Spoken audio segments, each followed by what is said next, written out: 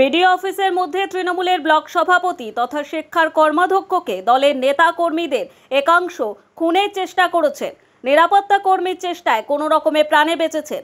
বিস্ফোরক এই অভিযোগ ঘিরে ব্যাপক উত্তেজনা ছড়ালো দক্ষিণ 24 পরগনার কুলপিতে। গতকাল সন্ধ্যে 7টা নাগাদ বিডিও অফিসের মধ্যে এই আক্রমণের চেষ্টা হয় বলে অভিযোগ কুলপি ব্লক তৃণমূল কংগ্রেস সভাপতি তথা পঞ্চায়েত সমিতি শিক্ষা কর্মাধ্যক্ষ সুপ্রিয় হালদারের। আজকে বিডিও অফিসে দল আমাকে শিক্ষা কর্মাধ্যক্ষ করেছে, আমি শিক্ষা স্থায়ী সমিতির আজকে মিটিং ছিল। সেই অনুযায়ী আমি বিডিও অফিস আজকে স্থায়ী সমিতি মিটিং করার পরে আমার নিজের ঘরে আমি স্থায়ী সমিতির যেসব আলোচনা হয়েছে সেগুলো খাতায় নোট করতে থাকি।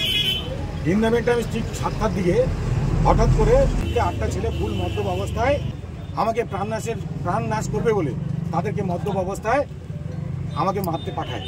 এই ঘটনার পর কুলপি থানার পুলিশ এসে দুই অভিযুক্তকে আটক করে। অভিযুক্ত দুই যুবক রামনগর গাজীপুর অঞ্চলে তৃণমূল কর্মী বলে জানা গিয়েছে। কুলপি থানার পুলিশ শুক্রবার ওই দুই অভিযুক্তকে গ্রেফতার করে আদালতে পাঠায়। এই ঘটনার পর সুপ্রিয় অনুগামীরা দীর্ঘক্ষণ বিডিও অফিস ও থানা চত্বরে ভিড় জমায়।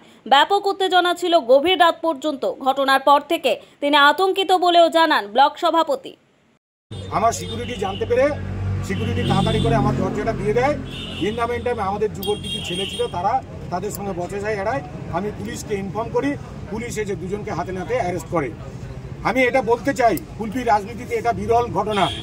আজকে যে বা ভাড়া এই ঘটনার সঙ্গে জড়িত আমি তাদের বিরুদ্ধে এফআইআর করেছি, তাদের নাম দিয়েছি। কিছুদিন পরে কপি নিশ্চয়ই শেয়ার করব। আমার এমএলএ সাহেব স্টিল নাও বিডিও অফিসে এমএলএ যে কক্ষ তিনি সেখানেও বসেছিলেন, কিন্তু এমএলএ সাহেবকে আমি ফোন করে সব ঘটনা জানিয়েছি। উনি বলছে আমি এসব কিছু জানি না। এটাই আমার দুঃখ। এই ঘটনার পরিপ্রেক্ষিতে দক্ষিণ 24 পরগনা জেলা পরিষদের প্রাক্তন সদস্য নিরঞ্জন মাঝি বলেন, এটা একটা নিন্দনীয় বিষয়, যা কোনো দিন আমাদের কুলপি ব্লকে হয়নি বা আমাদের দলের মধ্যে সেটা ঘটেনি। সেটাই ঘটেছে। আমরা একসময় কুলপি তৃণমূল কংগ্রেস নিয়ে আমরা গর্ববোধ করতাম যে বিভিন্ন ব্লকে গ্রুপ হয়েছে, মারপিট হচ্ছে, কিন্তু কুলপি ব্লকে আমরা সবাইকে নিয়ে একসঙ্গে চলতাম এবং সেইভাবে চলতো।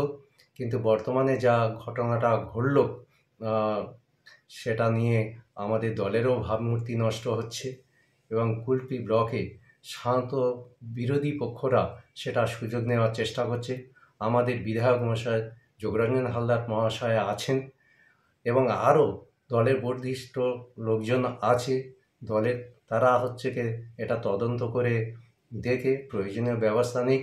যদি আইনে যায় কোনো পক্ষ, তাহলে সেটা আইন সেটা তদন্ত করে দেখে তার ব্যবস্থা নিক।